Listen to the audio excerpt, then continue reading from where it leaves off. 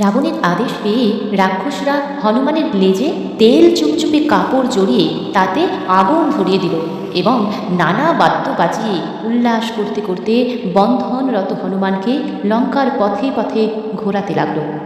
চেরিরা এই সংবাদ যখন সীতাকে দিল, সীতা উদ্বিগ্ন হয়ে অগ্নির কাছে প্রার্থনা করলেন, যদি আমি পতিব্রতা হই তবে হে অগ্নি, তোমার স্পর্শ যেন হনুমানের দেহে শীতল বোধ হয়। জানকীর প্রার্থনার পরেই হনুমান বিস্মিত হয়ে উপলব্ধি করলেন তার লেজে আগুন জ্বললেও লেজ পুড়ে যাচ্ছে না। হনুমান ভাবলেন, এ নিশ্চয়ই দেবী জানকীর কৃপা। নিজ রাক্ষসরা জানকীকে কষ্ট দিয়েছে, আমাকে কষ্ট দিতে চেয়েছে, এবার এদের উচিত শিক্ষা দিতে হবে। এই ভেবে হনুমান ক্রোধে জ্বলে উঠে দড়ি ছিঁড়ে ফেললেন এবং জ্বলন্ত লেজ নিয়ে লঙ্কার দিকে দিকে ঘুরে বেড়াতে লাগলেন। এক গৃহ থেকে অন্য গৃহে, এক প্রাসাদ থেকে অন্য প্রাসাদে, এক উদ্যান থেকে অন্য উদ্যানে লাফাতে লাফাতে হনুমান সর্বত্র আগুন লাগিয়ে দিলেন। রাবণের মন্ত্রী, অমাত্য, আত্মীয় স্বজনের বাড়িতে দাউ দাউ করে জ্বলে উঠল। একমাত্র বিভীষণের বাড়িতে হনুমান আগুন দিলেন না। শেষে রাবণের মণিমুক্ত খচিত সুদৃশ্য প্রাসাদে আগুন লাগিয়ে হনুমান রঘুবীরের নামে জয়ধ্বনি দিতে লাগলেন।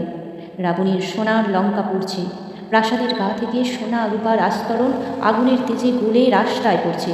দিকে দিকে শুধু আর্ত চিৎকার, রাক্ষসেরা শিশুকুলে দিশাহারা হয়ে ছুটে বেড়াচ্ছে আর ভয়ার্ত কণ্ঠে বলছে, নিশ্চয়ই অগ্নি দেবী এই বানরের রূপ ধরে লঙ্কা ভস্য করতে এসেছে। রাবণের দর্পের সঙ্গে সোনার লঙ্কা ছারখার করে হনুমান সমুদ্রের জলে নিজের লেজ ডোবালেন। লেজের আগুন নিভে যেতেই হনুমানের রাগ জ্বলে গলে জল হয়ে গেল। তখনই তিনি কপালে করাঘাত করে উঠলেন, হায় হায়, রাগ যে চণ্ডাল, রাগের মাথায় এ কি সর্বনাশ করলাম। লঙ্কা ছারখার করে দেবী সীতাকেও সেই আগুনের মধ্যে ফেলে দিলাম। হনুমান নিজেকে ধিক্কার দিতে লাগলেন। তারপর ভাবলেন, সীতা পুণ্যবতী, অগ্নির মতো তেজস্বিনী, আগুন কখনো আগুনকে পোড়ায় না, সুতরাং সীতা নিশ্চয়ই সুরক্ষিত থাকবেন।